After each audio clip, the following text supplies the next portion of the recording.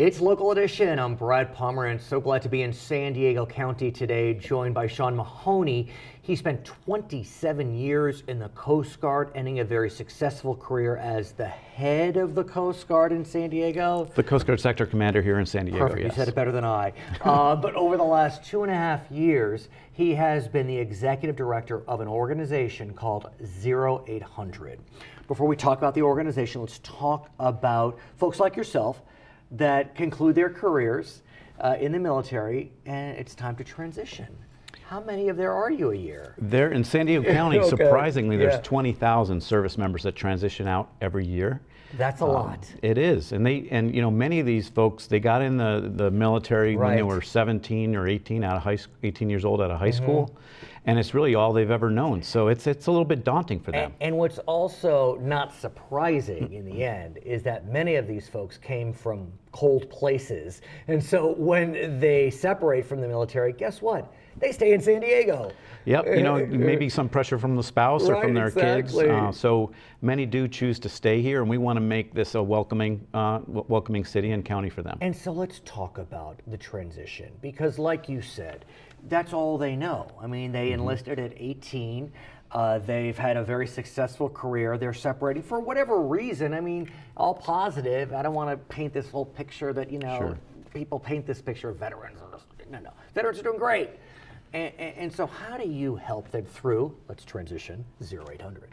Okay, 0800 refers to a new day. It's 8 o'clock in the morning, and a new community approach to helping people transition out of the service. And like you said, they're an asset. The veterans are an asset to our community. They're a big part of our workforce. They volunteer in our community. But that time before, during, and after transition is very stressful for them. Unemployment. Explain that. I want to really dig deep, because you hinted at it. They've been in the military for so long, incredibly structured in the best sense. You know what's happening at every moment of the day. And so now you're in a situation, or you're heading toward a situation, it's the great unknown. It is the great unknown, and we've had our clients, we call our clients VIPs. I love it. Well, tell us what VIP stands for, because I kind of like that. Veterans or spouses in process of transition. Exactly, Yep. exactly. And to treat them with respect. We had our clients tell us that it's like a dark cliff, and they don't know what it's like forward to that. These are high-performing service members, but it's just kind of the unknown, that apprehension of maybe they've never had a resume, they've never done a job interview. What's healthcare like when you get out? Things like that. I mean, why would an 18-year-old need a resume? They've served for 10 years, 20 years, 27 years. They've never had to do anything like that. And so it's literally starting from scratch and explaining civilian life. Right, and many times their questions aren't that difficult. A lot of times it's just, hey, a little bit of knowledge, and they're good to go. So you don't know what you don't know. Right. In the final analysis. Exactly. And so what's really remarkable to me, and please, I don't want this to be seen as a criticism, but prior to a few years ago, there wasn't much in terms of transition services. Is that true?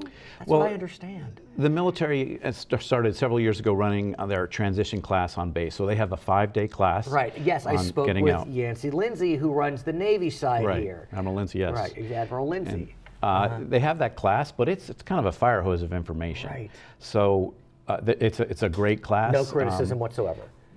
In San Diego County now, in most of the bases, you get a chance to opt into 0800 in that class, right in that class, which is unheard of, to have that direct link to the transitioning service member. And if they opt in, our peer navigators, or our folks on our staff that want to help them transition, call them the following week, and they connect them to resources. And let's go through the process, because I'm sure many of our viewers are interested to hear how this works.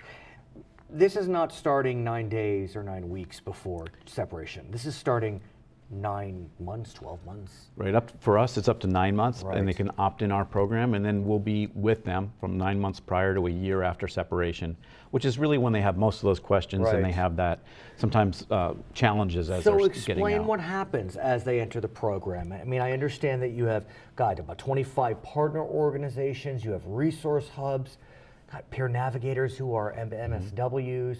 I want to understand it. We have 10 peer navigators, as you said, they're MSWs, so they're social workers, and they're also veterans or military spouses or dependents. And what they do is they call that service member who was in that that overwhelming class a little bit the week Right, before, and they right, say, the hey, 5-day class. my name is John, I was a Marine, I'm at 0800, and you opted in, I want to help you transition. They find out what their concerns are, and then they connect them to resources. We use only resources that have been vetted by 211 San Diego. We're going to have them on our show in a few months. And they're terrific organization, and they vet thousands of resources in San Diego County. So what types of resources need to be vetted? How does that work? It can be resources that help with education and jobs. Employment is the #1 concern about transitioning service members. Mental and physical health, basic needs like food, shelter, legal help, and also personal connections or networking, which is super important when you're getting out. I want to digress very briefly to talk about mental health, because I do think there's this misnomer that if you're in the military, you have PTSD. I mean, that's just ridiculous. There are a few, though, that may struggle. And so how do you help those that may struggle? There are plenty of resources for all types of needs that people have, and that's just one example. Right, yeah, it's true. I mean, separating can cause a little anxiety. Right, sure. Right. And we would connect them to a resource appropriate for that need. Of course, the VA is a terrific resource for them that's available to them. They also have their resources in town, their health resources that can help people overcome challenges when they separate. I want to get a sense, if you can make a generalization, where are veterans most hireable? Where do they tend to land? And how can those that may be watching access veterans? I would say that's a tough question, because veterans have skills across the board. Just like in the civilian community. So you have cooks and you have IT professionals. I have to think, sir, that veterans have garnered a skill set that is unique and particularly well transferable into certain sectors. Am I off base? I think it's across the board in every sector. I think if you speak to folks at any workplace about their veterans, veterans are responsible, they're timely, they're team workers, they're focused on the goal. So once they just get their foot in the door, they're going to do great. They tend to be strong leaders. They have leadership training early on. Yeah, what are their, again, generalizations, but what are their strengths? Leadership is very important from day one. When they come into boot camp, they may be the leader of a small group from day one, and then from there on, they're constantly getting leadership training. They're getting training in diversity. They're used to working with people from all walks of life from around the whole country. So that's nothing new for them. And then you have people that have skills that they've learned along the way, that they've gone to school, they specialized may have been, training. like you said, a cook or navigation or whatever it is. I think that your program's expanding. Is that right? We're expanding. Yeah, we've been super happy with the expansion so far. We started on one base here. Which one? We started at Naval Base San Diego, or 32nd Street. Got it.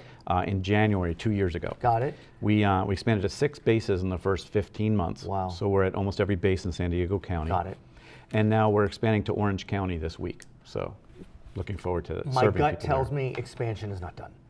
I don't think so. I think, and so, is this a California project? Is this a national project? Is this an international project? I mean, are you going to wind up in Germany at Wiesbaden or whatever it is? We like to be a national model. Right now, we're focused on San Diego County and Southern California. Okay. How can our friends access you if they're listening right now, watching right now? They can go to our site. It's at 0800.org. You spell out the 0 and the 100, and it's a digit 8 there in the middle. So 0 with a digit 800.org, and they can go how to support us right there on the site. You're a good man. His name is Sean Mahoney, right? Yes. Sean Mahoney. He is the executive director of 0800, a really remarkable organization supporting veterans here in Southern California. I'm Brad Pomerance. It's Local Edition.